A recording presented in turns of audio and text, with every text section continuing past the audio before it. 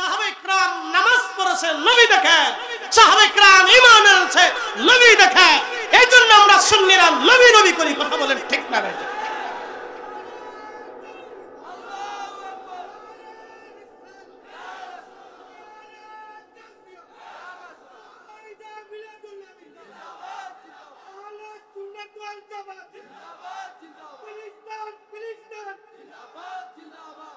আচ্ছা বলেন তো, সবাই কি ঈমান নিয়ে কবরে যেতে পারছে? একসাথে বলেন, সবাই কি ঈমান নিয়ে কবরে যেতে পারছে? সবাই কি নেকি নিয়ে, আল্লাহর সন্তুষ্টি নিয়ে কবরে যেতে পারছে? শোনেন, আল্লাহ যাকে ভালোবাসে তাকে আল্লাহ তার নিজের দিকে টেনে নেয়। আল্লাহ যাকে বেশি মহব্বত করে তাকে আল্লাহ তার রসুলের গোলাম বানায় দেয়। একসাথে বলবেন আল্লাহু আকবার। অ্যাটেনশন। সিদ্দিক আকবর আবু বকর রাদিয়াল্লাহু আনহুর মতো দামি ব্যক্তি আর এ জমিনে কেউ আসবে? আর আসবে না। হযরত ওমর, সাইয়েদনা হযরত ওমর, সাইয়েদনা হযরত উসমান জিন্নুরাইন, সাইয়েদনা আলী কাররামাল্লাহু ওয়াজ, সাইয়েদনা আবু হুরায়রা রাদিয়াল্লাহু আনহু, সাইয়েদনা তালহা, সাইয়েদনা জুবাইর, সাইয়েদনা আব্দুর রহমান ইবনে আউফ, সাইয়েদনা সাদ বিন আবি ওয়াক্কাস, সাইয়েদনা সাঈদ ইবনে জুবাইর এবং সাইয়েদনা আবু উবাইদা ইবনে জাররা রিদওয়ানুল্লাহি তাআলা আলাইহিম আজমাইন। আশারে মুবাশশিরিন, খুলাফায়ে রাশিদিন, আহলু বাইতিন নবী এবং সাহাবায়ে আজমাইন, ওনাদের মতো সম্মানিত পৃথিবীতে আর কেউ আসবে? আর কেউ হবে না। তারা ধন্য হয়েছিলেন আল্লাহ রসুলের নৈকট্য সহবতের কারণে। কথা কন না কেন? জোরে বলেন, কথা ঠিক না? আবু বকর সিদ্দিক রাদিয়াল্লাহু তাআলা আনহু, তিনি যেই জোহরের নামাজ পড়েছেন আমরা কিন্তু সেই জোহরের নামাজই পড়ি, কিন্তু উনি জোহরের নামাজ পড়েছেন আল্লাহ রসুলের পিছনে। একসাথে কোন আল্লাহু আকবার। কার পিছনে? আল্লাহর হাবিবের পিছনে। আচ্ছা বলেন তো, বর্তমান 800 কোটি মানুষের ভিতরে 200 কোটি মুসলমান। 200 কোটি মুসলমানের নামাজ যদি এক পাল্লায় দেন, আপনি আরো সামনের দিকে চলে যান, একবারে তাবিঈন, তাবে তাবিঈন থেকে শুরু করে অদ্যাবধি পর্যন্ত সমস্ত মুসলমানের নামাজ যদি এক পাল্লায় দেন, আর হযরত সাইয়েদনা আবু বকর, ওমর, উসমান, আলী, তালহা, জুবাইর, আব্দুর রহমান ইবনে সাদ বিন আবি ওয়াক্কাস, আবু উবাইদা ইবনে জাররা, সাঈদ ইবনে জুবাইর, সানামধন্য আশারে মুবাশশিরিন, খুলাফায়ে রাশিদিন, আহলু বাইতিন নবী যারা ছিলেন, তাদের এক ওয়াক্ত নামাজ যদি এক পাল্লায় দেন, ওজনের সমান হবে? বলে কারণ কি? এখনো যেই জোহর আছে তখনও সেই জোহর ছিল, এখনো যেই আসর আছে তখনও সেই আসর ছিল, এখনো যেই মাগরিব আছে তখনও সেই মাগরিব ছিল, এখনো যে এশা আছে তখনও সেই এশা ছিল, এখনো যে ফজর আছে তখনও সেই ফজর ছিল, এখনো যে রমজান আছে সেখনো রমজান ছিল, এখনো যে কোরআন আছে তখনও সেই কোরআন ছিল, এখনো যে আজান আছে তখনও সেই আজান ছিল, এখনো যে দুরুদ আছে তখনও সেই দুরুদ ছিল, এখনো যে জিকির আছে তখনও সেই জিকির ছিল, এখনো যেমন সদকা আছে তখনও সেমন সদকা ছিল, এখনো যেমন দান আছে, যাকাত আছে তখনও যাকাত ছিল, এখনো হজ আছে, হাজি আছে তখনও হাজি ছিল, এখনো মানুষ উমরা করে তখনও উমরা করেছে, এখনো মানুষ তাহাজ্জুদ পড়ে তখনও তাহাজ্জুদ পড়েছে, সাহাবায়ে کرام তাহাজ্জুদ পড়েছে রাসূল কারীমের পিছনে। কি বুঝেন? আহলে সুন্নাত কি আজকের না পুরাতন? শোনেন, অনেকে ভাবে যে আহলে সুন্নাত ওয়াল জামাতের ধাক্কা দিয়ে ফেলে দিব। ধাক্কা দিয়ে ফেলতে পারবেন না। বাংলাদেশে যদি 10টা দরবার একত্রিত হয়ে ঢাকা মার্চ করে ঢাকা শহরে জায়গা দেওয়ার কোনো জায়গা নেই। হ্যাঁ, হাত উঁচু করে বলেন, জোরে বলেন। বাংলাদেশের 10টা দরবার যদি একত্রিত হইয়া ঢাকা শহরে মার্চ করে, বাকি 12,000 দরবার বাদ দিলাম, আর যদি 12,500 দরবার মিলে একসাথে পীর মুরিদ মার্চ করে, বাংলাদেশের কোথাও জায়গা দেওয়ার জায়গা পাবেন না। আহলে সুন্নাত ওয়াল জামাতকে কেনি দিয়ে ধাক্কা দিয়ে ফেলে দেওয়ার জায়গা, এই কোনো সুযোগ নাই। কথা বলেন ঠিক কিনা? তবে শুনে রাখেন, আমরা শান্তি প্রিয়। আমরা কি প্রিয়? আমরা গদির লোভ করি না। যদি গদির লোভ করতাম তাহলে বাংলাদেশের পীর মাসে মাত্র 24 ঘন্টায় গদি নিতে পারে। 24 ঘন্টা। বিশ্বাস করেন না আপনারা? 24 ঘন্টা লাগবে। শুধু বলবে আপনারা আমরা আসতেছি, আপনারা আসেন। 24 ঘন্টা টাইম মাত্র, খালি যাইতে যত সময় লাগে। বাংলাদেশের সেনাবাহিনী আর পুলিশ দিয়ে গুলি করে ফিরাইতে পারবেন না, না পারবেন না। বাংলাদেশের সেনাবাহিনীর এত গুলি নাই, এত গুলি নাই, বাংলাদেশের সেনাবাহিনীর এত গুলি নাই। কিন্তু আমরা আউলিয়া کرام পন্থী বলে কেন? শুনে রাখেন, বাংলাদেশের জন্ম 71 সালে, তার আগে পাকিস্তান ছিল, পাকিস্তানের পিরিয়ডে ওলি ছিল। পাকিস্তানের আগে দেশ ব্রিটিশদের অধীনে ছিল, তখনও ওলি ছিল। ব্রিটিশদের আগে নবাবীদের আমলে ছিল, তখনও ওলি ছিল। নবাবীদের আগে মুঘলদের অধীনে ছিল, তখনও ওলি ছিল। মুঘলদের আগে সালতানাতেরা ছিল, তখনও ওলি ছিল। বাংলাদেশের সময়ে এখনো ওলি আছে। 100 বছর পরে বাংলাদেশ থাকবে, হয়তো বাংলাদেশের স্বাধীনতা থাকতেও পারে, নাও থাকতে পারে। বাংলাদেশ আরো বড় কোনো দেশ হতে পারে, অথবা পরাধীন হতে পারে। বাংলাদেশের রাজনীতি চেঞ্জ হতে পারে, অর্থনীতি চেঞ্জ হতে পারে, গদি চেঞ্জ হতে পারে, সমাজনীতি আসতে পারে, গণতন্ত্র শেষ হতে পারে, খেলাফত প্রতিষ্ঠিত হতে পারে। কিন্তু আউলিয়া کرام এই জমিনে কিয়ামত পর্যন্ত টিকে থাকবে।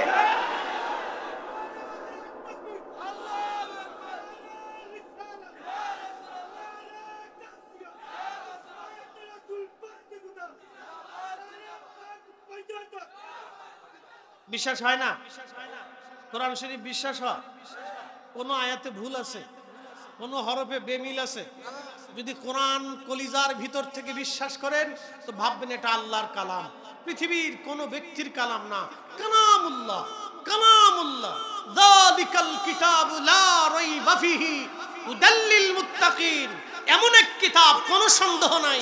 লাউ আনজালনা হাদাল কুরআন আলা জাবাল, হুজুর আমি যদি কোরআন পাহাড়ে নাজিল করতাম, লারবাইতাহু খাশিআন মুতাসাদ্দিআন মিন খাশিয়াতিল্লাহ, আপনি দেখতেন আমি খোদার ভয়ে পাহাড় গলে মিসমার হয়ে যাইত। হুজুর এই কোরআন আমি আপনার কলবে নাজিল করেছি। ইন্না আনজালনাহু ফি লাইলাতিল কদর, আমি লাইলাতুল কদরের মতো মুবারকময় রজনীতে এই কোরআন শরীফ নাজিল করেছি। হাবিব বাল হুয়া কুরআনুন মাজিদুন ফি লাউহিম মাহফুজ, আমি সেটা লাউহে মাহফুজে সংরক্ষণ করেছি। বন্ধু আমার, আমি যাহা বলেছি, আকাশ ভেঙে যাবে, পৃথিবী পুড়ে যাবে, সাগর শুকিয়ে যাবে, লা তাবদীলা কালিমাতিল্লাহ, আমার কালামের কোনো পরিবর্তন হবে না। আলা ইন্না আউলিয়া আল্লাহ, আউলিয়া আল্লাহ বহু শব্দ বহু বচন ব্যবহার করে। আল্লাহ বলেছেন বহু ওলি পৃথিবীতে আসবে, লা খাউফ, তাদের কোনো ভয় নাই, ওয়ালা হুম ইয়াহজানুন, তাদের কোনো চিন্তা নাই। ওলিদের অনুসারী যারা হবে তাদের কোনো ভয় নাই, চিন্তা নাই। কথা বলেন ঠিক কিনা? বুঝতে অসুবিধা? তাহলে কোরআন শরীফ কি থাকবে? বিধান চালু থাকবে, কিয়ামত পর্যন্ত ওলি থাকবে। এই কথা কর না কেন? কিয়ামত পর্যন্ত কি থাকবে? কাদেরিয়া থাকবে, চিশতিয়া থাকবে, নকশবন্দিয়া থাকবে, মুজাদ্দিয়া থাকবে, সোহরাওয়ার্দিয়া থাকবে, নিজামিয়া থাকবে, হানাফি থাকবে, শাফিঈ থাকবে, এই হাম্বলি থাকবে, এরপরে আপনার মালিকি থাকবে, কিন্তু লা মাযহাব থাকবে না। থাকবে না? না, অবশ্যই থাকবে না। এটা ব্রিটিশদের তৈরি, এটা থাকবে না। বলে হুজুর কি বলতেছ? না, আমি যা বলতেছি সত্য বলতেছি। এই কথা কর না কেন? এদেশের বহু মুসলমান মাহে রমজানের রোজাই রাখে না। এদেশের লক্ষ লক্ষ মুসলমান তারাবির নামাজ পড়ে না। এদেশে আইসে তারাবির নামাজ নিয়ে গন্ডগোল বাঁধাইছে। এদেশের কোটি কোটি মুসলমান নামাজ পড়ে না, এটা বুকে হাত বেঁধে আর নাভির নিচে হাত বেঁধে জঞ্জাল বাঁধিয়ে দিয়েছে। এদেশের বহু মুসলমান জিকিরের মজলিসে বসে না, এরা বেদাতের ফতোয়া দিয়ে জিকিরের মজলিস বন্ধ করার পায়তারা করতেছে। এদেশের বহু মুসলমান নামাজ রোজা জিকির ফিকির হালাল হারাম বুঝে না। এদেশের আউলিয়া کرام, উলামা کرام, পীর মাশায়েখরা তাদেরকে দর্শে বসায় বসায় হালাল হারাম শিখিয়ে নামাজ রোজা শিখিয়েছে, মাথায় টুপি পরানো শিখিয়েছে, গায়ে পাঞ্জাবি জুব্বা গায়ে দেওয়া শিখিয়েছে, পাগড়ি বাঁধা শিখিয়েছে। অতএব আউলিয়া کرامদের দেশ, উলামা کرامের দেশ, আহলে সুন্নাত ওয়াল জামাতের বাংলাদেশ। কথা বলে ঠিক না?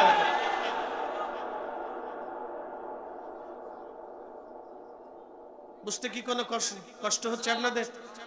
তাহলে বুঝে যাবেন আমি অল্পতে অনেক ওয়াজ সেরে দিচ্ছি। ওয়াজ করলে কি লাভ,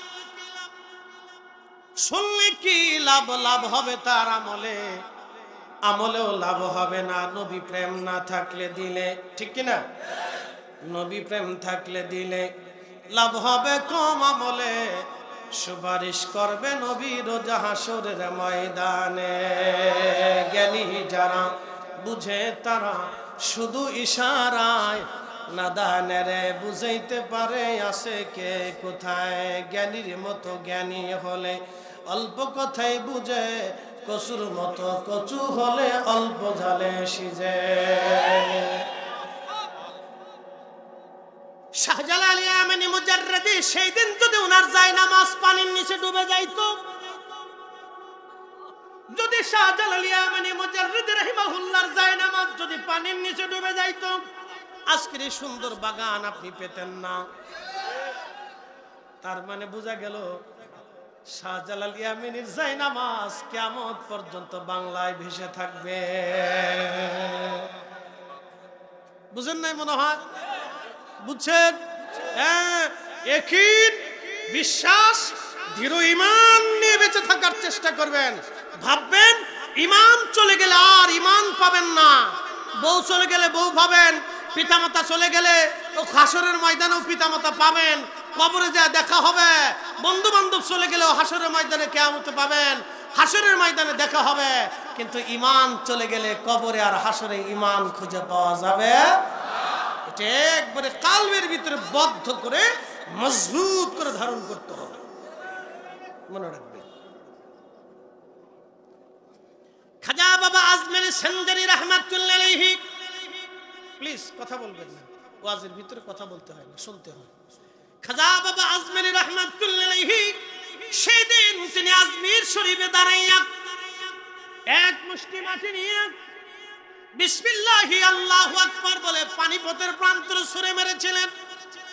খাজা বাবা আজমিরের সেই ধুলি যদি পানিপথ প্রান্তরে না ছড়িয়ে পড়তো, তাহলে ভারত উপমহাদেশে আজকে আপনি ইসলাম খুঁজে পেতেন না। কথা বলে ইউলি আল্লাহর বাংলাদেশ, শহীদ গাজীর বাংলাদেশ, রহম করো আল্লাহ, রহম করো আল্লাহ। কদিন আগে দেখি গজলটা চেঞ্জ করে আরেকজনের নাম লাগাই দিচ্ছে। টুপি পরাইলো এদেশে কারা, নাম লাগায় কার? কি একটা আশ্চর্য কায়দা ভাই। এদেশে মুসলমানদের মাথায় টুপি পরাইছে আউলিয়া একরাম, এদেশে মুসলমানদের জবানে কালেমার বলিয়ে দিয়েছে আউলিয়া একরাম, এদেশে মুসলমানদেরকে কোরআন শিখিয়েছে আউলিয়া একরাম। এটা আউলিয়া একরামের জমি না, কথা কন না কেন? এটা ওলিদের জমি, এটা ওলিদের জমি। এই ওলি আল্লাহর বাংলাদেশ, শহীদ গাজীর বাংলাদেশ, রহম করো আল্লাহ, রহম করো আল্লাহ। শাহজালালের বাংলাদেশ, শাহপরানের বাংলাদেশ, রহম করো আল্লাহ, রহম করো আল্লাহ। লা ইলাহা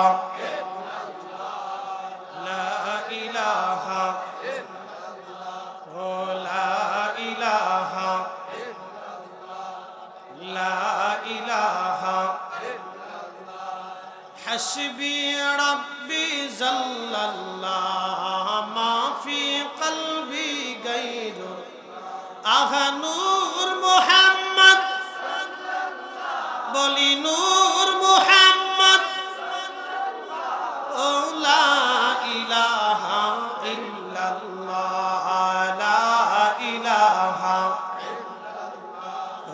لا إله জবান খুলে আল্লাহ আল্লাহ আল্লাহ আল্লাহ আল্লাহ আল্লাহ আল্লাহ আল্লাহ আল্লাহ।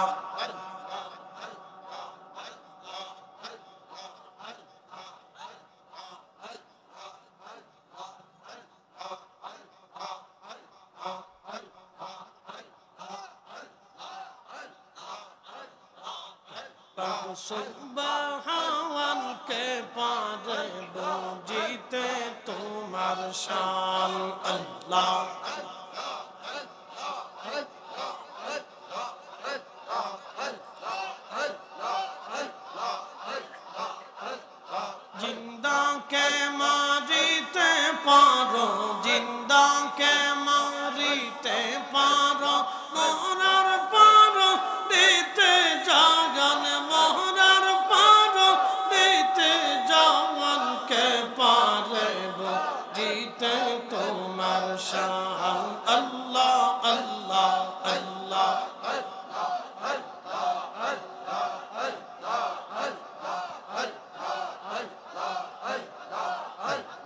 সুবহান কে পারে জিতে তোমার শান আল্লাহ আল্লাহ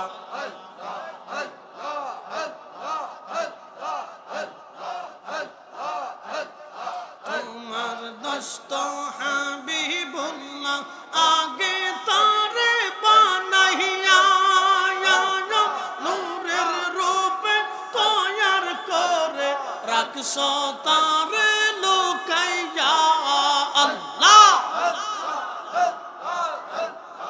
তোমার দোস্ত হাবিবুল্লাহ আগে তারে বানাইয়া নূরের রূপে তৈয়ার করে রাখছো তারে লুকাইয়া পাক সুবহান কে পারে জিতে তোমার শান আল্লাহ আল্লাহ আল্লাহ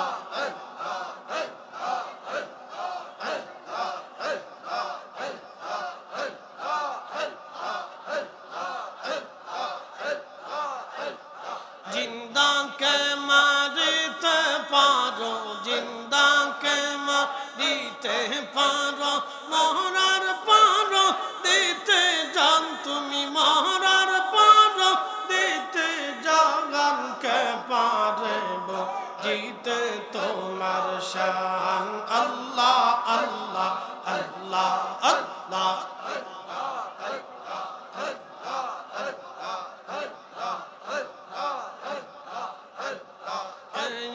লক্ষ 24,000 পাহিগাম 12 বানাইয়া তোমার দোস্ত হাবিবুল্লাহ রাখছো তারে লুকাইয়া 1,24,000 পাহিগাম 12 বানাইয়া তোমার দোস্ত হাবিবুল্লাহ রাখছো তারে লুকাইয়া পাক সুবহান কে পারে জিতে তোমার শান আল্লাহ আল্লাহ আল্লাহ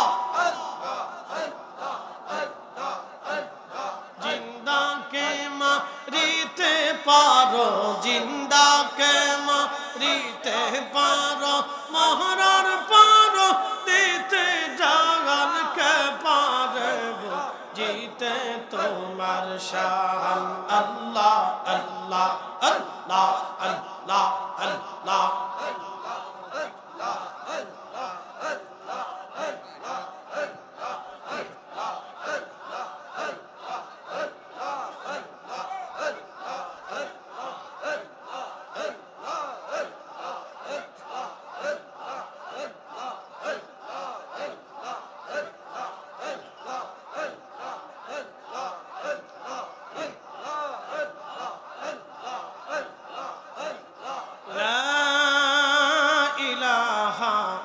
ইল্লাল্লাহু মুহাম্মাদুর রাসূলুল্লাহ সাল্লাল্লাহু আলাইহি ওয়াসাল্লাম।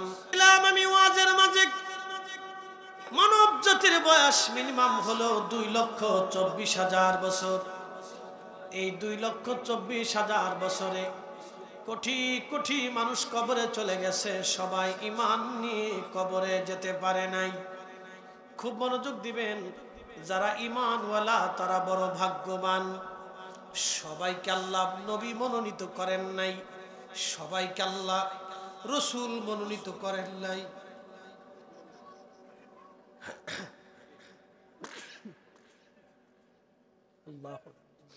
সবাইকে আল্লাহ ওলি মনোনীত করেন নাই, সবাইকে আল্লাহ মুসলমান বানান নাই। আল্লাহ যাকে মুসলমান বানাইলেন তার বুলন্দ নসিব, যারে ওলি বানাইলেন তার আরো বুলন্দ নসিব, যারে নবী বানাইলেন তার আরো বিরাট বুলন্দ নসিব, যারে রসুল বানাইলেন তার আরো বিরাট বুলন্দ নসিব। এবং বিরাট সমস্ত নবীদের নবী যিনি, রসুলদের ইমাম যিনি, কুল মাখলুকাতের সাইয়্যিদ যিনি, তামাম সৃষ্টির ফাউন্ডেশন তিনি, রাহমাতুল লিল আলামিন নবীজির মহান সম্মান একেবারে অতুলনীয়। কথা বলেন ঠিক কিনা?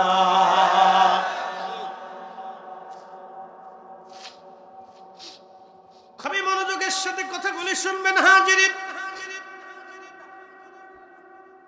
ঈমান নিয়ে কবরে যাওয়াটা হলো জীবনের সবচেয়ে বড় সার্থকতা। ঈমান নিয়ে কবরে যদি না যেতে পারেন, জিন্দেগি বড় বরবাদ হয়ে যাবে।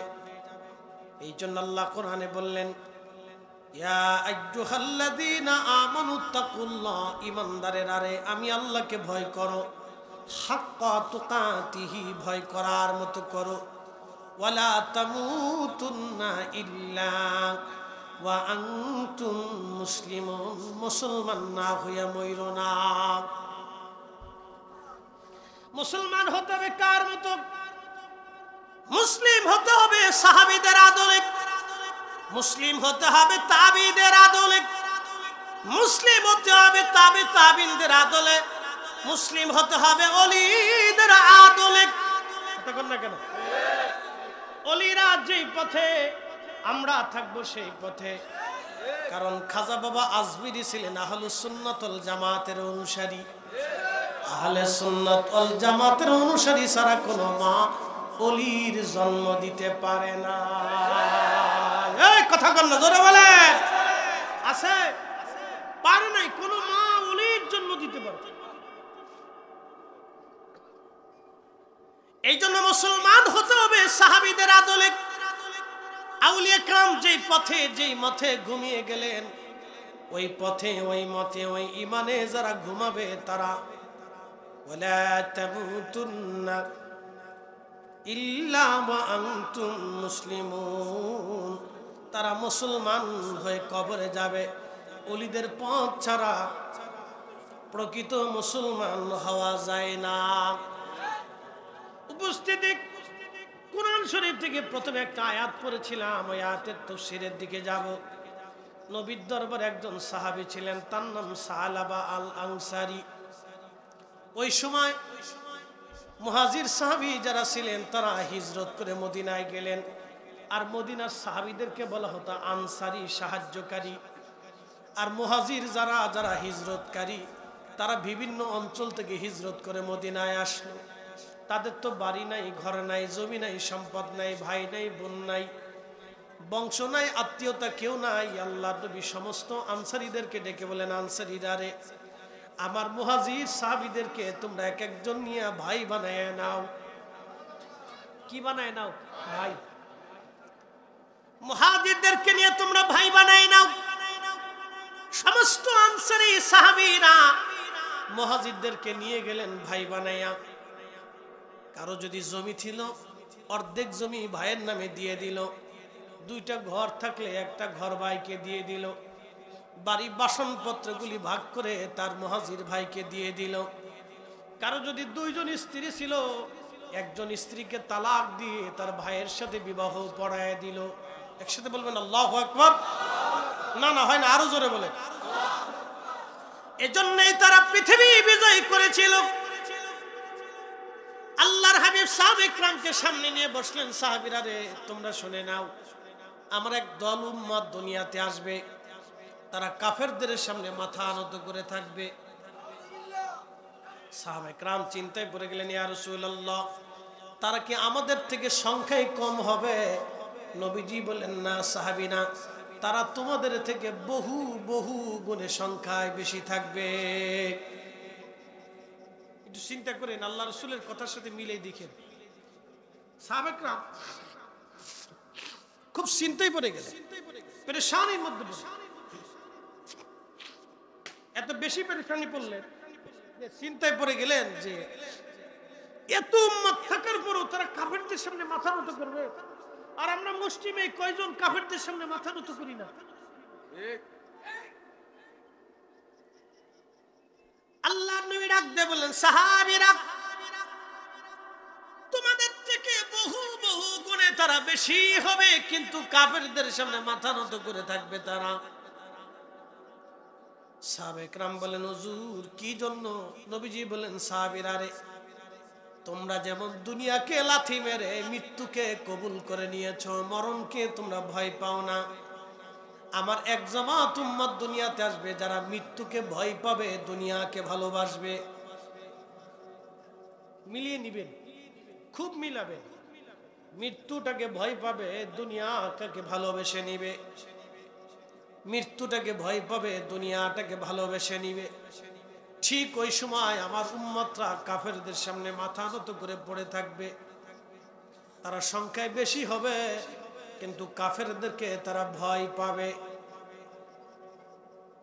সংখ্যায় তারা বেশি, কিন্তু কাফেরদেরকে ভয় পাবে। সারা পৃথিবীতে দেশ আছে, মুসলিম দেশ আছে কয়টা? 52টা না 57টা? 57টা মুসলিম দেশ আছে। 57 মুসলিম দেশের 57 জন সেনা প্রধান আছে, 57 জন রাষ্ট্রপ্রধান আছে।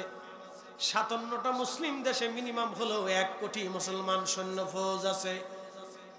57টা মুসলিম দেশে 57টা বিমান বাহিনী আছে। বিমান বাহিনী প্রধান আছে, পুলিশ প্রধান আছে, গোয়েন্দা ডিভিশন প্রধান আছে। 57টা মুসলিম দেশের 200 কোটি মুসলমান। আজকে ইসরাইল বাইতুল আকসা দখল করে নিয়ে চলে গেল। আপনি শুনলে গা শিহরে উঠবে। বাইতুল আকসাতে কতজন মুসলমান নামাজ পড়বে ইহুদিরা নির্ধারণ করে দেয়। বাইতুল আকসা কখন আজান মানে ইমাম নামাজ পড়তে পারবে কিনা ইহুদিরা সেটা ডিরেকশন দেয়। বাইতুল আকসাতে কতজন মুসল্লি ঢুকবে, কখন আসবে বের হবে, ইহুদিরা সেটা নির্বাচন করে দেয়। বাইতুল আকসার আমাদের নিয়ন্ত্রণে নাই, এটা কাফেররা নিয়ে চলে গেছে। 200 কোটি মুসলমান থাকার পর বাইতুল আকসা আমাদের হাতছাড়া হয়ে গেল। 57 জন সেনা প্রধান থাকার পর বাইতুল আকসা চলে গেল। 1 কোটি মুসলিম ফৌজ সৈন্যবাহিনী থাকার পর বাইতুল আকসা চলে গেল। তার অর্থ হলো মুসলমান দুনিয়া পাইয়া আল্লাহ ভুলে গেছে, রসুলের গোলামি ভুলে গেছে। কথা বলেন ঠিক কিনা? আপনি বুঝে বুঝে আল্লাহ রসুলের কথার সাথে মিলিয়ে দেখবেন। 1450 বছর আগে যা যা বলেছে ঠিক তাই। সংখ্যায় অনেক হবে, কিন্তু তার কাফেরদের সাথে সামনে মাথা নত করবে, ভয় পাবে। আপনি বুঝতে পারছেন? পৃথিবীর কোন দেশ সাহস পায় না। পৃথিবীর কোন দেশ সাহস পায় না। বলবেন ইরান, না, সেও সাহস পায় না।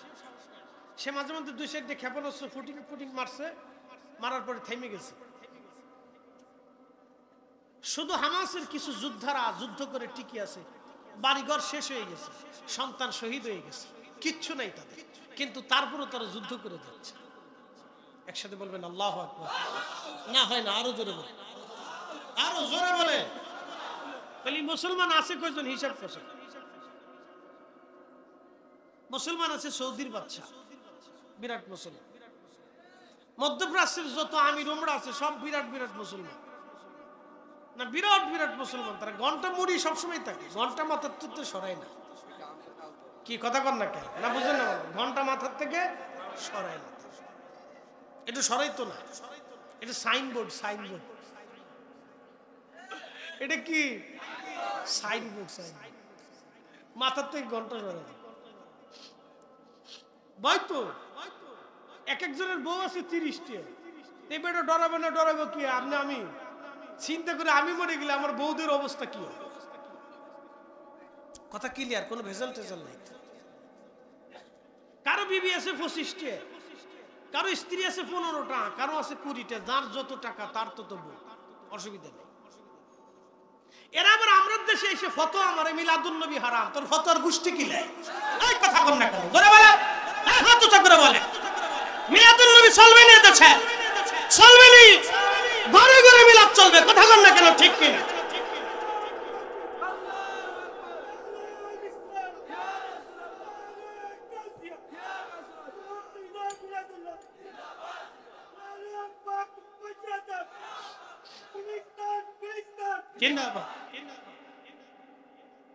আমরা দেশে ফতোয়া ইস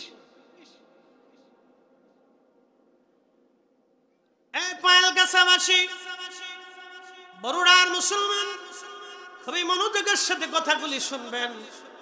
সাহাবে কেরাম আল্লাহকে ভয় করেছিলেন কেমনে, একটা ঘটনা আজ আপনাদেরকে শোনাই। রাসূলের সাহাবী আনসারী মুহাজির 2 দলে বিভক্ত ছিল। আল্লাহর নবী বললেন, তাবুকের যুদ্ধের ময়দানে কারা যাবা তারা চলো। 30,000 সাহাবী প্রস্তুতি নিল, তাবুকের যুদ্ধের ময়দানে যাবে। মদিনা মুনাওয়ারা থেকে প্রায় 1000 মাইল দূর। কত হাজার? কেমনে যাইতে হবে? পায়ে হেঁটে, যুদ্ধের জন্য। কোন সাহাবী আসছে, তার কোনো খাবার টাবার নেই, একই কাপড়, একটা জুব্বা, একটা চাদর আর একটা তলোয়ার নিয়ে যুদ্ধের রওনা দিচ্ছে। একসাথে বলবেন আল্লাহু আকবার। জীবনের জন্য না শাহাদাতের জন্য? শাহাদাতের জন্য। তারা আল্লাহকে ভয় করত, দুনিয়াকে ভালোবাসতো না, মৃত্যুকে পছন্দ করত। কারণ তারা জানতো আমার মৃত্যু মানে আল্লাহর সাথে সাক্ষাৎ। এই আশিকের রাসূল যারা, তারা মরণকে ভয় পায় না। তারা চিন্তা করে মৃত্যুর পরেই আমার কবরে আমার রাসূলের সাথে দেখা হবে।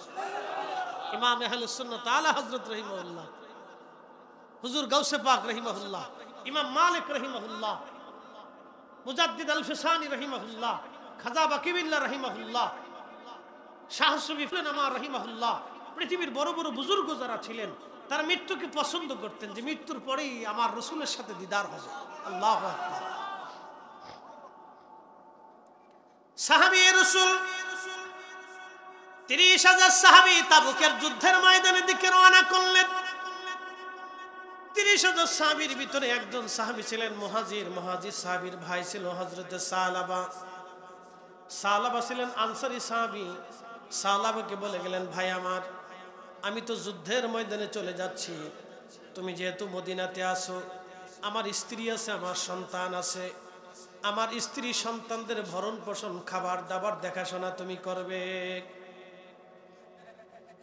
হযরতে সাহাবী যুদ্ধের ময়দানে চলে গেলেন। দীর্ঘদিন পর্যন্ত সালাবা রাদিয়াল্লাহু আনহু তিনি ওই ঘরের মধ্যে খাবার দিয়ে আসেন, প্রয়োজনীয় সামগ্রী পানি দিয়ে আসেন, লাকড়ি টাকড়ি দিয়ে আসেন, সমস্ত প্রয়োজনীয় সামগ্রী দিয়ে আসেন।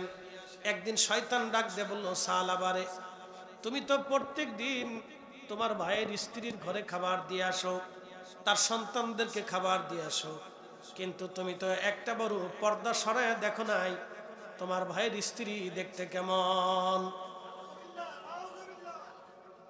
শয়তান রাসূল কারীমের সাহাবীর অন্তরের মধ্যে ধোঁকা দিয়ে বসলো।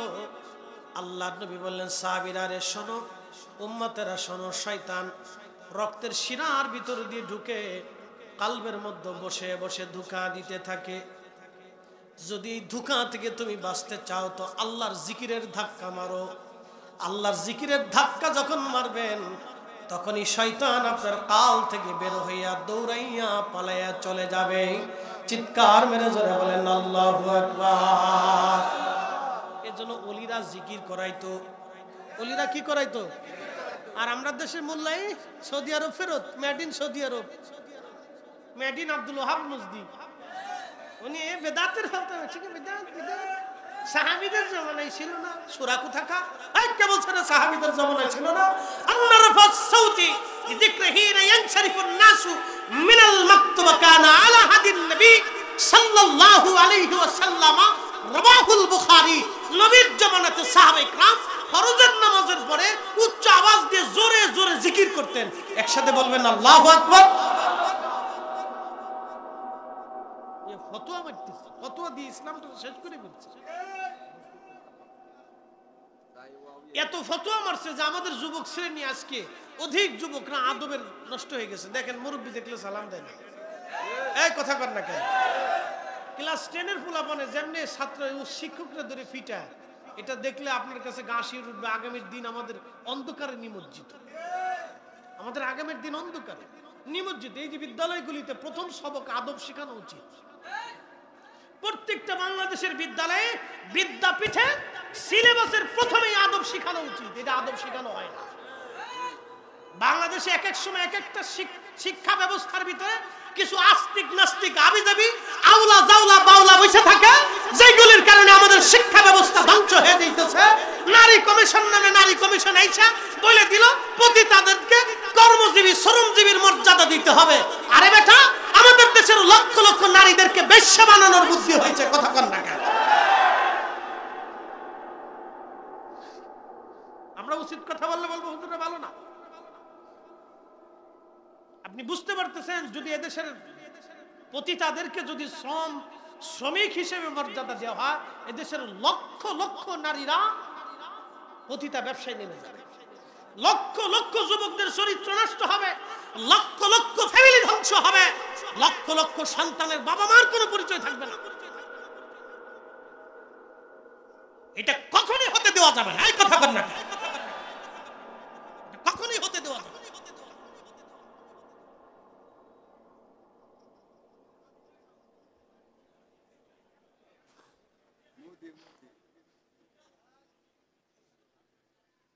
প্রিয় উপস্থিতি হাজিরিন, মনোযোগ দিবেন। সাহাবী রাসূল খাবার আনতে গেলেন, খাবার দিতে গেলেন। তিনি তিনার ভাইয়ের ঘরের, স্ত্রীর ঘরের মধ্য বাড়িতে খাবার দিলেন, কিন্তু পর্দা সরাইলেন। সরায় দেখলেন এক পরমা সুন্দরী নারী। কারণ আরবের মেয়েরা অত্যন্ত সুন্দরী হয়, যে সুন্দর তো অনেক সুন্দর। হযরত সালামা স্থির থাকতে পারেন নাই, দরজা পর্দা সরাইয়া দৌড়ায় যাইয়া তার ভাইয়ের স্ত্রীর হাত চেপে ধরলেন। শুধু হাত চেপে ধরেছেন, তখনই মহিলা ডাক দিয়ে বলল, সালাবারে, তুমি আমার স্বামীর ভাই, তাও দ্বীনি ভাই, আনসারি ভাই, তুমি আমার হাত ধরেছো। আমার স্বামী তোমার কাছে আমাদেরকে আমানত দিয়ে গেছে। তুমি কি বুঝতেছ তুমি কি করতে চাইতেছ? এ সালাবা, তুমি আল্লাহকে ভয় করো। সাহাবী রাসূল সাথে সাথে হাত ছেড়ে দিলেন, দেরি করেন নাই। একটা দৌড় মেরে মদিনা থেকে পাহাড়ে চলে গেলেন। পাহাড়ে যাইয়া খাওয়া দাওয়া বাদ দিয়া সিজদার মধ্যে পড়ে কাঁদে, আল্লাহ আমি ভুল করে ফেলছি, আল্লাহ আল্লাহ আমি ভুল করে ফেলছি। এ পয়েলগাছাবাসী, ওয়াজ যত দূরে যায়, এইখানে বহু মুসলমান আজ এশার নামাজ পড়ে নাই, বহু মুসলমান মাগরিব পড়ে নাই। মাগরিবের নামাজের সিজদা দেওয়াটা ছিল আল্লাহর হুকুম। বহু মুসলমান আসরের নামাজ পড়ে নাই। মন খারাপ করবেন না, আমি কষ্ট দেওয়ার জন্য বলতেছি না। ইরজিই, আপনি ফিরে আসেন, ইলা রাব্বিকি রাদিয়াতাম মারদিয়া, আল্লাহর সন্তুষ্টির দিকে ফিরে আসেন। আপনি আল্লাহর সন্তুষ্টির দিকে আপনি ফিরে আসেন, আল্লাহর সন্তুষ্টির দিকে আপনি ফিরে আসেন। ভয় নাই, নামাজ তো ছেড়ে দিয়েছেন, জীবনে বহু অপরাধ করে ফেলছেন, আপনি অনেক ভয় করবেন না।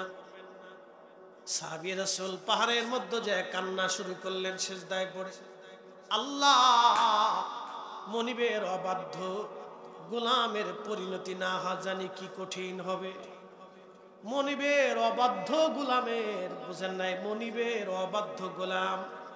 আল্লাহ, আমি তো সাহাবী রাসূল অনেক বড় অন্যায় করে ফেলছি। আমি কি করছে, শুধুমাত্র হাতটা ধরছে, এতটুকুনি এত ভয় অন্তরে আসলো। আমি তো সাহাবী রাসূল, আল্লাহ আমি আমানতের খেয়ানত করে ফেলছি। আজ আমি তোমার অবাধ্য হইছি, না জানি এই গোলামের হালত কি হবে আজ। আল্লাহ, ক্ষমা না করলে সালাবা পাহাড় থেকে কোনোদিন মদিনায় ফিরে যাবে না। সিজদায় পড়ে পড়ে কাঁদতেছিলেন। আহাকে কান্না। নবীজি তাবুকের যুদ্ধ থেকে ফিরে আসলেন, সাহাবীরা যার যার ঘরে চলে গেলেন। সাহাবী, মুহাজির সাহাবী বাড়িতে যাওয়ার পর স্ত্রীকে বলেন, বিবি আমার, তোমরা কেমন আছো? বলে, আলহামদুলিল্লাহ, আল্লাহ আমাদেরকে ভালো রাখছে। বলো, আমার ভাই সালাবা তোমাদের সাথে কেমন ব্যবহার করেছে? স্ত্রী বলতেছে, স্বামী গো, আপনার ভাইয়ের কাছে আমাদেরকে আমানত দিয়েছিলেন, তিনি যথোপযুক্ত হক আদায় করেছেন বটে, কিন্তু একটা ভুল করে বসছে। বলে, বিবি কি ভুল?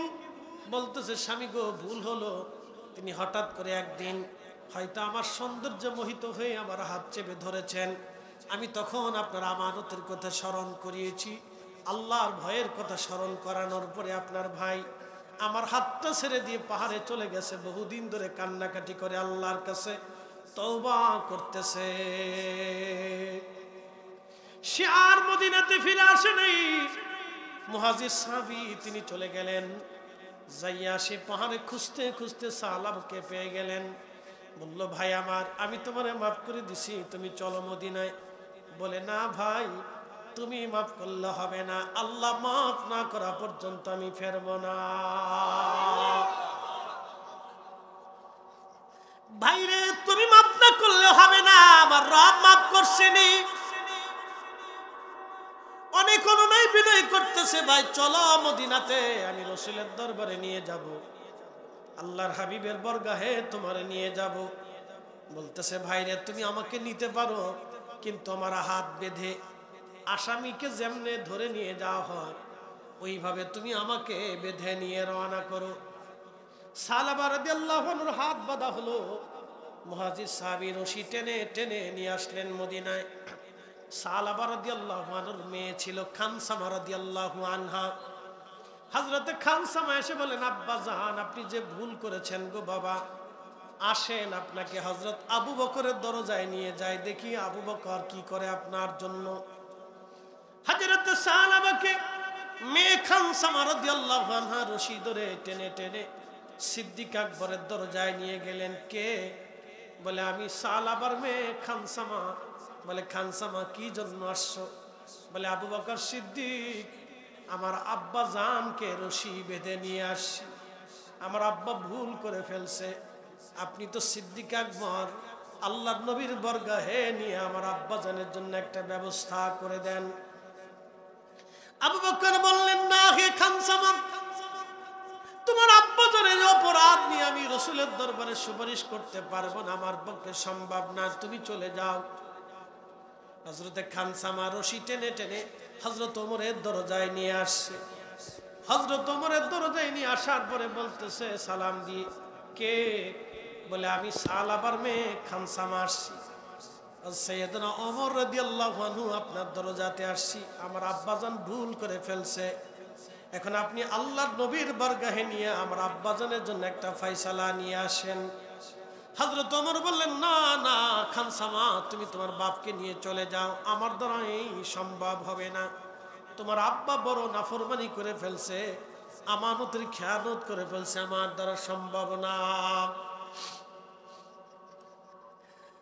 হযরতে সালাবাকে তার মেয়ে নিয়ে চলে গেল হযরতে আলী রাদিয়াল্লাহু আনহুর দরজা।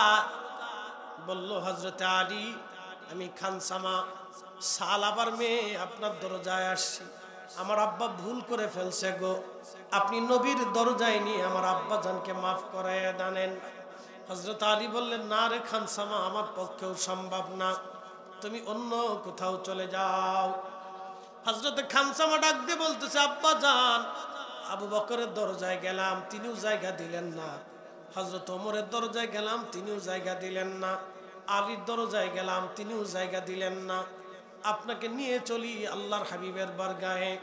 রশি টানতে টানতে আল্লাহর হাবিবের বরগাহে নিয়ে গেলেন। কে? সালাম দিয়ে বলেন, ইয়া রাসূলুল্লাহ, আমি খানসামা আপনার সাহাবী সালাবার মেয়ে, আপনার আসামি সালাবাকে রশি বেঁধে ধরে নিয়ে আসছি। হুজুর, আমি আমার আব্বাজানকে নিয়ে আসছি, রশি বেঁধে আসামি ধরে নিয়ে আসছি, আপনি কিছু করেন, না হলে আপনার সালাবা ধ্বংস হয়ে যাবে। ঠিক তখনই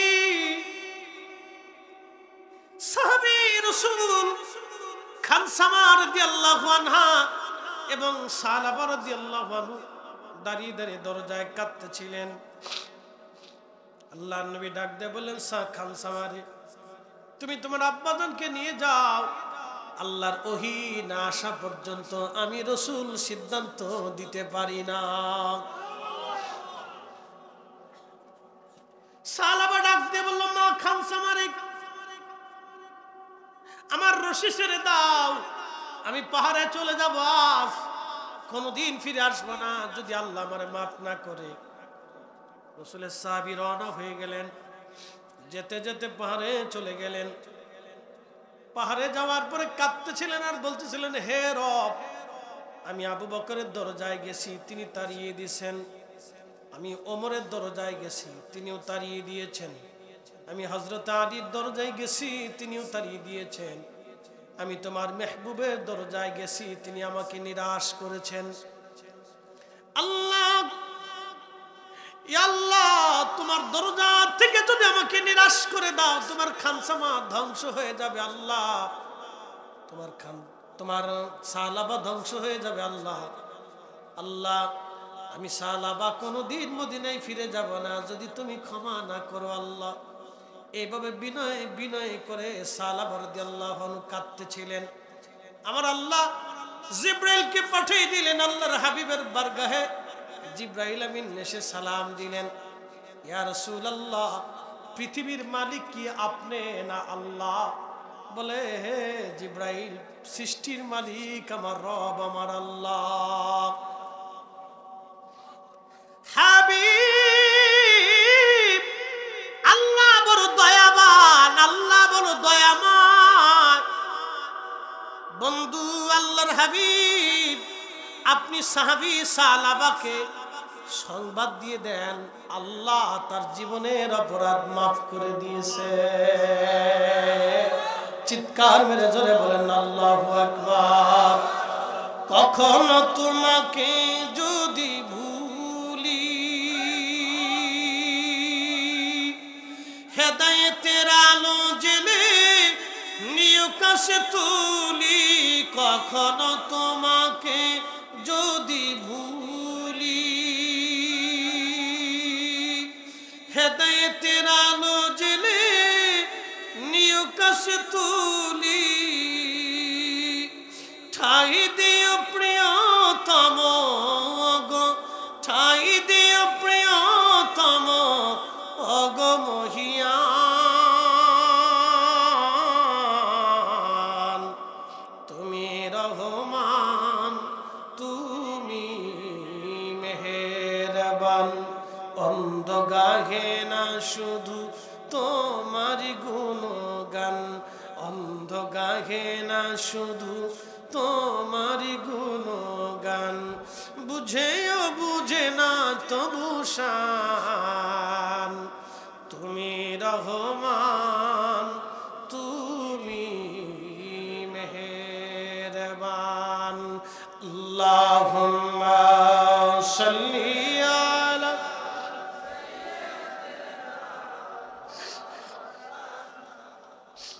মুহাম্মদ সাইয়্যিদিনা।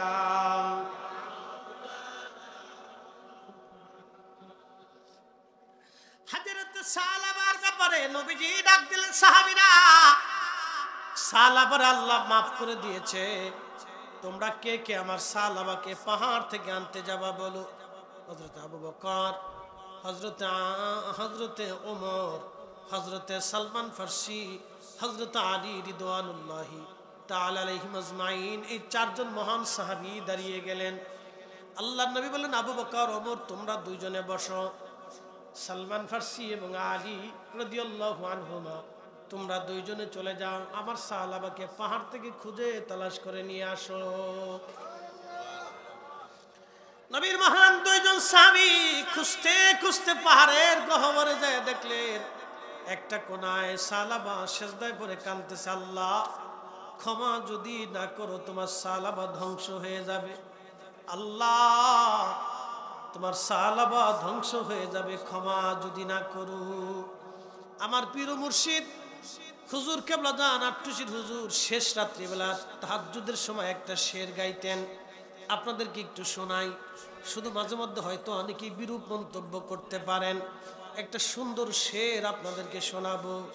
হুজুর কেবলা এইভাবে গাইতেন, গুনাহগারো বলে মাওলা, অপরাধী বলে মাওলা, দূরে ফেলে দিও না, গুনাহগারো বলে মাওলা।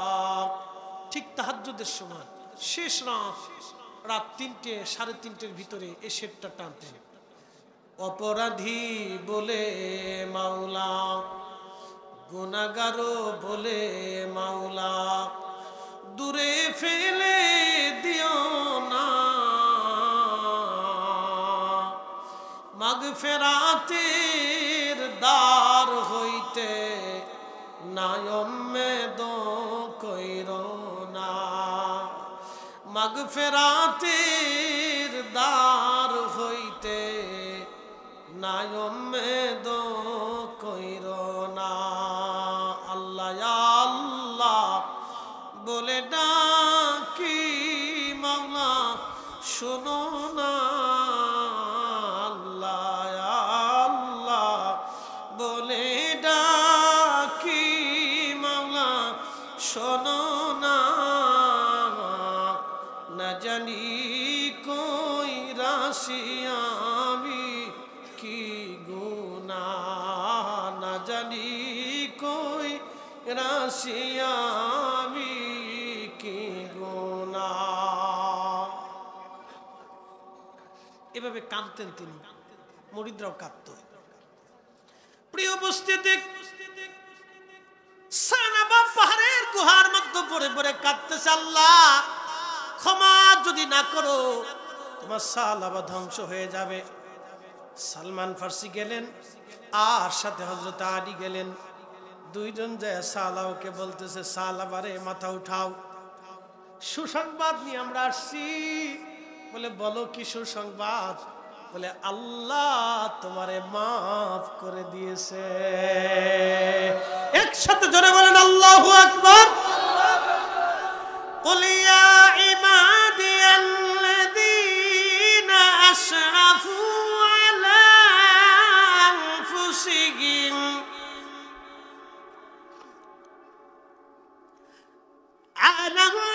أنفسهم لا تقنطوا من رحمة الله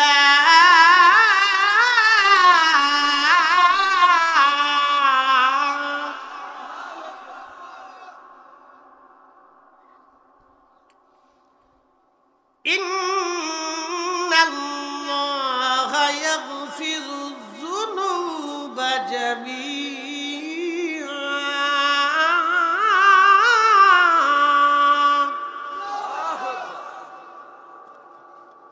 رب العالمين বলেন, কুল হাবিব আপনি বলে দেন, ইয়া ইবাদিয়াল্লাযীনা আসরাফু, হে আমার গোলামরা বান্দারা, তোমরা যদি নিজের নফসের উপরে জুলুম করে ফেলো, গুনাহ করো, লা তাকনাতু মির রাহমাতিল্লাহ, আমার রহমত থেকে তোমরা নিরাশ হইও না, আমার রহমত থেকে তোমরা নিরাশ হইও না। একবার চিৎকার মেরে জোরে বলেন আল্লাহু আকবার। না না, আরো জোরে বলেন আল্লাহু আকবার। পৃথিবীর শ্রেষ্ঠ সংবাদের এক সংবাদ আপনাদেরকে শোনাইলাম। পৃথিবীর শ্রেষ্ঠ সংবাদের এক সংবাদ আপনাদেরকে শোনাইলাম। লা তাকনাতু মির রাহমাতিল্লাহ। গুনাহ যদি এত পরিমাণে হয়, তুমি 7 আসমান ভরে ফেলে দিয়েছো, গুনাহ যদি এত পরিমাণে হয়, পৃথিবীর সব নদী সাগর মহাসাগর পর্যন্ত ভরে ফেলছো, গুনাহ যদি এত পরিমাণে হয় 7টা জমিন তুমি ভরে ফেলছো, লা তাকনাতু মির রাহমাতিল্লাহ। বান্দা, ও বান্দা, আমার রহমত থেকে তুমি নিরাশ হইও না, আমি নিরাশ করব না। ইন্নাল্লাহা, নিশ্চয় আমি আল্লাহ, অবশ্যই আমি আল্লাহ, ইয়াগফিরুয যুনুবা জামিআ, তোমাদের জীবনের সব গুনাহগুলি আমি আল্লাহ মাফ করে দেব, কিন্তু শর্ত হলো তোমাকে তওবা করে ফিরে আসতে হবে। এইজন্য আল্লাহর একটা নাম আছে আত-তাওয়াব, তাওয়াব, তওবা কবুল করনে ওয়ালা। যদি এই নাম আল্লাহর না থাকতো রে, তাহলে আমাদের কারো তওবা কবুল হতো না, আমরা সবাই ধ্বংস হয়ে যাইতাম। এইজন্য ফিরে আসেন, ইরজিই, ফিরে আসেন আপনারা, তওবা করে ফিরে আসেন আল্লাহর পথে, তওবা করে ফিরে আসেন আল্লাহর পথে। আল্লামা ইমাম ইবনে কুদামা আল মাকদিসি, যিনি হুজুর গাউসে পাকের ছাত্র ছিলেন, ইমাম জৌজির ছাত্র ছিলেন, ইমাম ইবনে কুদামা আল মাকদিসি একটা কিতাব লিখেছেন, কিতাবুত তাওয়াবিন। এই কিতাবুত তাওয়াবিনের ভিতরে তিনি লিখেছেন, আল্লাহর নবীকে এক সাহাবী বলেন, ইয়া রাসূলুল্লাহ, কোন বান্দা গুনাহ করে ফেলছে, এরপরে তওবা করলো, আল্লাহ রাসূল বলেন মাফ, ইয়া নবী আল্লাহ আবার গুনাহ করছে, আবার তওবা করলো, আল্লাহ বলেন মাফ, নবীজি বলেন মাফ। ইয়া রাসূলুল্লাহ আবারও গুনাহ করছে, আবার তওবা করলো, আল্লাহ রাসূল বললেন তারপরেও মাফ। একসাথে জোরে বলা যাবে কি আল্লাহু আকবার? না না না, অনেক বড় সুসংবাদ, জোরে বলেন আল্লাহু আকবার। এই জন্য আল্লাহ রাসূল বলেন উম্মত প্রত্যেকদিন তুমি 70 বার তওবা করো, কারণ মরণের সময় তোমার তওবা করার সুযোগ নাও হতে পারে। কথা বুঝতেছেন আপনারা? তওবা একসাথে বলেন কি? তওবা তওবা তওবা। ফিরে আসেন আল্লাহর দিকে, ফিরে আসেন, তওবা করে ফিরে আসেন, তওবা করে ফিরে আসেন, আল্লাহর দিকে ফিরে আসেন। সুযোগ এখনো আছে, আল্লাহ সুযোগ রেখে দিয়েছে, ফিরে আসেন। বাবাজি আমার, আপনি যত বড় শক্তিমান হন না কেন, মরণ আপনার পিছু ছাড়বে না। বাংলাদেশের হাজার হাজার কোটি কোটি টাকার মালিক যারা ছিলেন তারা মারা গেলেন। আহা, তারা মারা গেলেন, তাদের কবরে মাত্র 3 টুকরা কাফনের কাপড় দেয়া হলো। হাজার হাজার বিঘা সম্পত্তির মালিক যাদের ছিল তারা কবরে চলে গেলেন, মাত্র 3.5 হাত জমিন কবর তাদের জন্য বরাদ্দ হলো। আপনি পৃথিবীর মালিক যদি হন, 3.5 হাত কবর আপনার জন্য বরাদ্দ। আপনি যদি হাজার হাজার বিলিয়ন ট্রিলিয়ন কোটি কোটি টাকার মালিক হন, পৃথিবীর সমস্ত স্বর্ণ আপনার যদি মালিকানায় আসে, পৃথিবীর সমস্ত যদি গহনা এবং রূপা এবং আপনার কি বলে আরো জহরত গুলি, হীরা মণিমুক্ত যদি আপনার অধীনে চলে আসে, মাত্র 3 টুকরা কাফনের কাপড় আপনার জন্য বরাদ্দ। এর বেশি 1 ইঞ্চিও বেশি পাবেন না।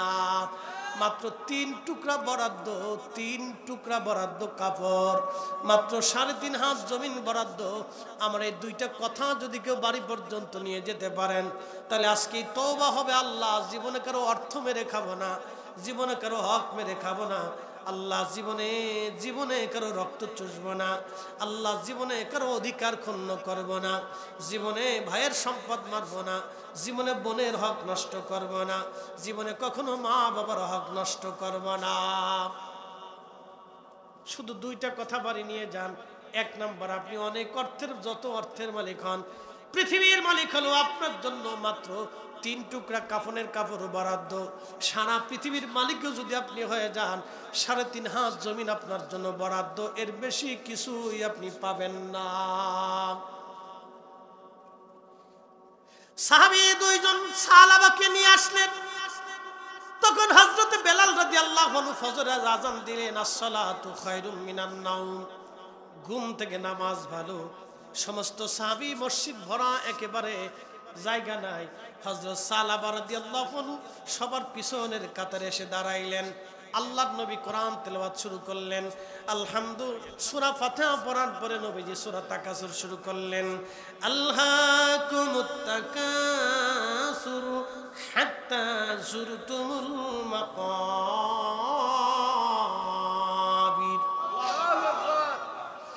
আল্লাকুমুত তাকাসুর হাত্তা যুরতুমুল মাকাবির।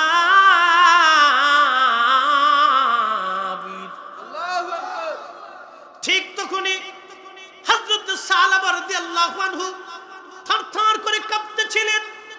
থরথর করে কেঁপে চিৎকার দিয়ে উঠলেন, আহ!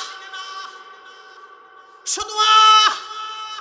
চিৎকার দিয়ে হযরত সালাবা মসজিদে নববীর মধ্যে পড়ে গেলেন। পরে আর দেরি হলো না, আমার আল্লাহ তার রূহ নিয়ে চলে গেলেন। নামাজরত অবস্থায় কোরআন তেলাওয়াতে আল্লাহর ভয়ে। আল্লাকুমুত তাকাসুর অর্থ বলে দিয়ে যায়, মানুষ দুনিয়ার পিছে দৌড়াইয়া আমি আল্লাহকে ভুলে যায়। মানুষ দুনিয়ার পিছে দৌড়ে আমি আল্লাহকে ভুলে যায়।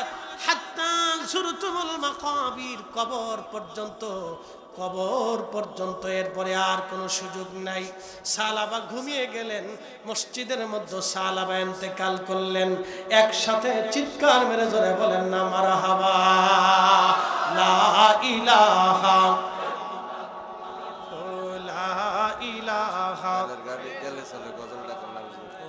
লা ইলাহা লা ইলাহা ইল্লাল্লাহু লা ইলাহা হাসবি রাব্বি জাল্লাল্লাহ মা ফি কলবি গায় আহা নূর মুহাম্মদ ও নূর মুহাম্মদ ইল্লাল্লাহু লা ইলাহা ও লা ইলাহা লা ইলাহা ইল্লাল্লাহু মুহাম্মাদুর রাসূলুল্লাহ সাল্লাল্লাহু আলাইহি ওয়াসাল্লাম। হযরত সালামা মেহমান আসছে, আচ্ছা আমার তো সময় শেষ, টাইম দেওয়া যাবে না আমার, হ্যাঁ আচ্ছা প্রধান এমপি সাহেব আসুক, অসুবিধা নেই, আমার সময় কম, আমার প্রোগ্রাম আছে। না না ফাইবেন না কেন, বড়রা থেকে আমি কম আসি। আচ্ছা আল্লাহ আসছে আসছে মেহমান আসছে, দেন স্লোগান দেন, দেন স্লোগান, একজন স্লোগান দেন। পরিচালক কে? মনসুর পরিচালক।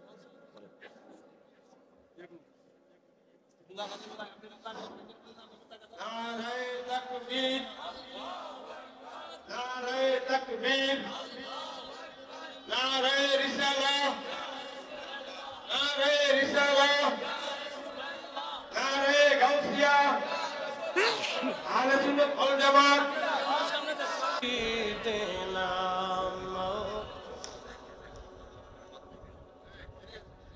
লা ইলাহা ও লা ইলাহা হক লা ইলাহা লা ইলাহা ইল্লাল্লাহু মুহাম্মাদুর রাসূলুল্লাহ সাল্লাল্লাহু আলাইহি ওয়াসাল্লাম। মসজিদে নববীর ভিতরে সালাবা রাদিয়াল্লাহু আনহু তিনি ইন্তেকাল করলেন। ফজরের নামাজ শেষ হয়ে গেল, আল্লাহর নবী আল্লাহর হাবিব সালাবা রাদিয়াল্লাহু আনহুর লাশ সরিয়ে তার গোসল করানোর ব্যবস্থা করতে বললেন। সাহাবীরা হযরত সালাবা রাদিয়াল্লাহু আনহুকে গোসল দেওয়াইলেন, কাফনের কাপড় পরে আবার মসজিদের ভিতরে এনে রাখলেন। হযরতে খানসামা রাদিয়াল্লাহু তাআলা আনহা, সালাবা রাদিয়াল্লাহু আনহুর একটাই মাত্র কন্যা সন্তান। হযরতে খানসামা রাদিয়াল্লাহু তাআলা আনহা তিনি দৌড়ায় আসলেন, বাবার লাশের পাশে বসে বসে কাঁদতেছিলেন। আব্বাজান, আপনি ছাড়া তো আর আমার কেউ নাই, আমার মাও নাই, আমার পরিবারের আর ভাই বোন কেউ নাই, আমি একাই। আব্বা গো, আপনিও চলে গেলেন আল্লাহর ডাকে, আমি এখন কি করব, আমার উপায় কি হবে? ঠিক তখনই রাহমাতুল লিল আলামিন নবীজি আসলেন, এসে বলেন, খানসামারে তুমি কাঁদো কেন? খানসামা বলি, ইয়া রাসূলুল্লাহ, ইয়া হাবিবাল্লাহ, আমার বাবা আল্লাহর ভয়ে মসজিদে নববীতে আপনার তেলাওয়াত শুনে আখিরাতের কথা স্মরণে ছটফট করে তিনি মারা গেছেন। আমার আব্বা একটা ভুল করেছিলেন, আমার রব আল্লাহ মাফ করে দিয়েছেন। ইয়া নবী আল্লাহ, আমার আর কোনো ভাই নাই, বোন নাই, আমার পরিবারের আর কেউ নাই, আমার আব্বা জানি ছিল। ওগো ইয়া নবী আল্লাহ, আমার আব্বা জান চলে গেল, আমার এখন উপায় কি হবে, আমি কি করব?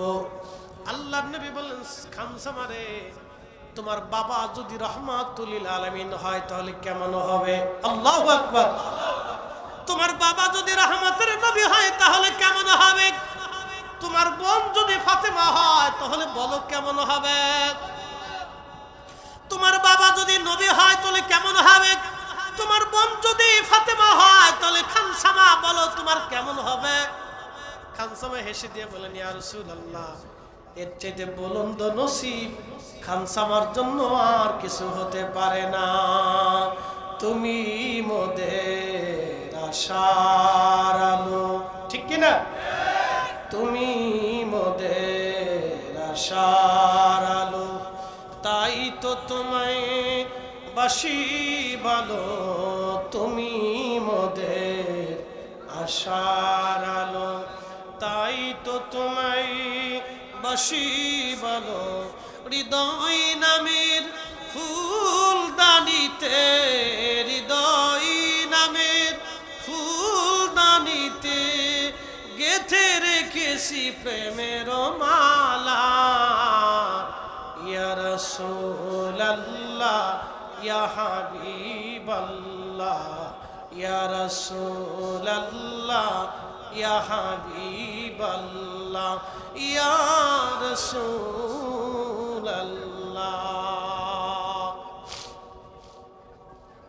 আল্লাহর নবী বলেন আমার সাহাবার জানাজা নিয়ে যাও। সাহাবী রাসূলগণ হযরত সাহাবা রাদিয়াল্লাহু আনহুর লাশ সামনে নিয়ে জানাজায় দাঁড়িয়ে গেলেন। হুজুর আসতেছে মনে হয় না?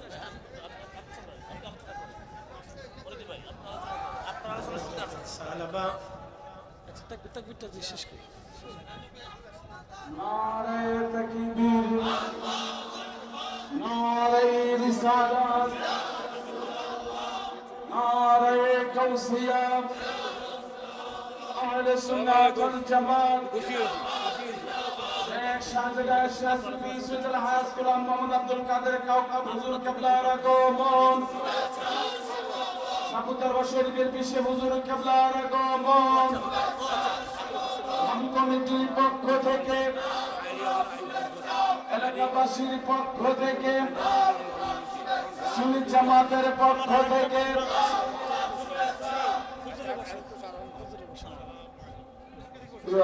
মুস্তাফা, আপনারা দেখতে পাচ্ছেন যে আমাদের মাঝে আজকের প্রধান মেহমান সারা রাত বলছেন ওটা আল্লাহ কবুল করছে ইনশাআল্লাহ। আচ্ছা চলবে ইনশাআল্লাহ। হুজুর আসছেন, হুজুর আপনাদেরকে নিয়ে তালিম তরবিয়ত দিবেন। আমাদের প্রধান মেহমান আসছেন, সাবেক এমপি মহোদয় আসছেন, আমাদের অ্যাডভোকেট সাহেব আসছেন, আরো মেহমানরা আসছেন, তারা আপনাদের কাছ থেকে দোয়া নেবেন। আমাদের প্রধান বক্তা তাহিরি সাহেব তিনিও কাছাকাছি ইনশাআল্লাহ।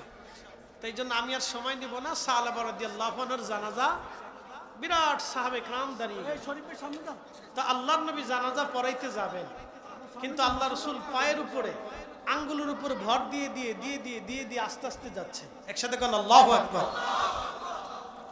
হযরত সাহাবার জানাজাতে সমস্ত সাহাবীরা দাঁড়ানো, নবীজি জানাজা পড়াইতে যাবেন, পা মুবারকের উপরে ভর দিয়ে দিয়ে আল্লাহর নবী যাচ্ছেন। সাহাবীরা বলেন ইয়া রাসূলুল্লাহ আপনি কেন পায়ের আঙ্গুলের উপর ভর দিয়ে দিয়ে, আমাদের দেশে কাদা হইলে যেমন আমরা পায়ের আঙ্গুলের উপর ভর দিয়ে দিয়ে আস্তে আস্তে দেখে দেখে যাই, আল্লাহর হাবিব ওইভাবে দেখে দেখে যাচ্ছেন।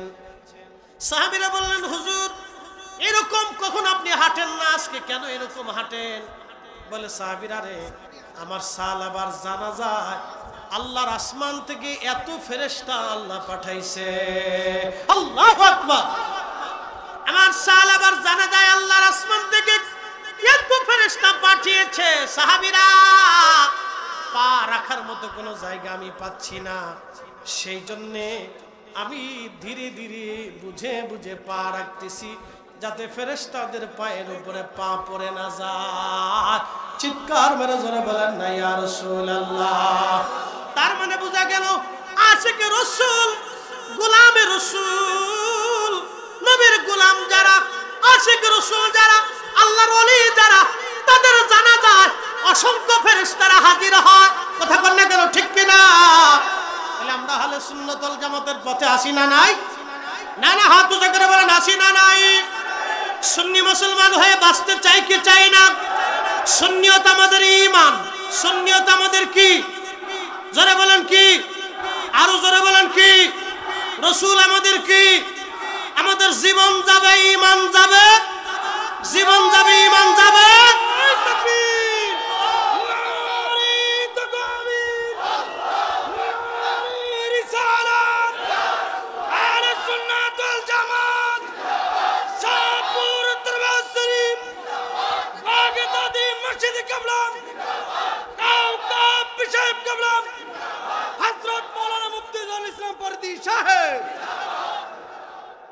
আসসালাম আল বেদা। সম্মানিত ইশরাফ হুজুর কেবলা তিনি আসছেন, তিনি আল্লাহর একজন মকবুল ওলির আওলাদ। ওনাকে বসিয়ে কথা বলাটা আদবের খেলাফ, এই জন্য ক্ষমা চেয়ে নিচ্ছি। সমস্ত অলিরা আমাদের মাথার তাজ, কথা ঠিক কিনা? সমস্ত অলিরা আমাদের কি মাথার তাজ। আজকের প্রধান জি আজকের প্রধান অতিথি যিনি, তিনিও বক্তব্য দিবেন। তিনি আপনাদের এলাকার কৃতি সন্তান, আলহামদুলিল্লাহ। খুব শিক্ষানর্গে আমি আসার পর ওনার খুব প্রশংসা শুনছি, ভালো লাগছে। আর সাধারণত কুমিল্লার মানুষ তো এমনিতেই শিক্ষানুরাগী, সারা বাংলাদেশ থেকে কুমিল্লা ভিন্ন। কুমিল্লায় ওয়াজ করেও মজা, ওয়াজ শোনায়ও মজা। সারা বাংলাদেশে অন্য জায়গায় এরকম ওয়াজ করলে অনেকে বুঝে না, বুঝতে চায় না। কুমিল্লার মানুষ শিক্ষিত বেশি বিদায় তারা এগুলি পছন্দ করে। মারহাবা কর, আল্লাহ কবুল করুন। আসসালামু আলাইকুম ওয়া রাহমাতুল্লাহি তাআলা।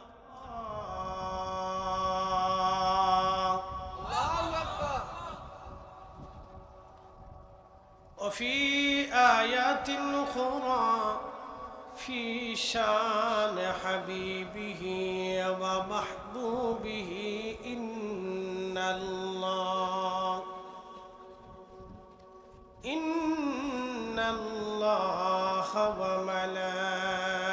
وملائكته يصلون على النبي يا أيها الذين آمنوا صلوا عليه وسلموا ما شاء الله الله أكبر জবান খুলে পড়ি وعلى آل سيدنا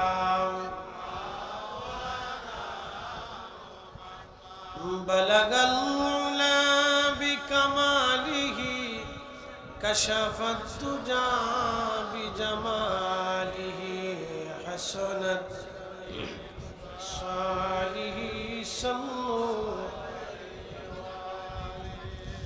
كلمة توحيد عرش لكا بامت محمد آقا হাবিবের পাশে হাবিব বসাও, বন্ধুর পাশে বন্ধু বসাও। কালেমাতে আসে প্রমাণ বালাগাল উলা বিকামালিহি কাশাফাত তুজা বিজামা حسنت جميع خصاله صلوا إنك ولدت مبرا من كل عيب كأنك قد خلقت كما تشاء بلغ العلا بكماله كشف الدجى بجمال حسنت جميع خصاله صلوا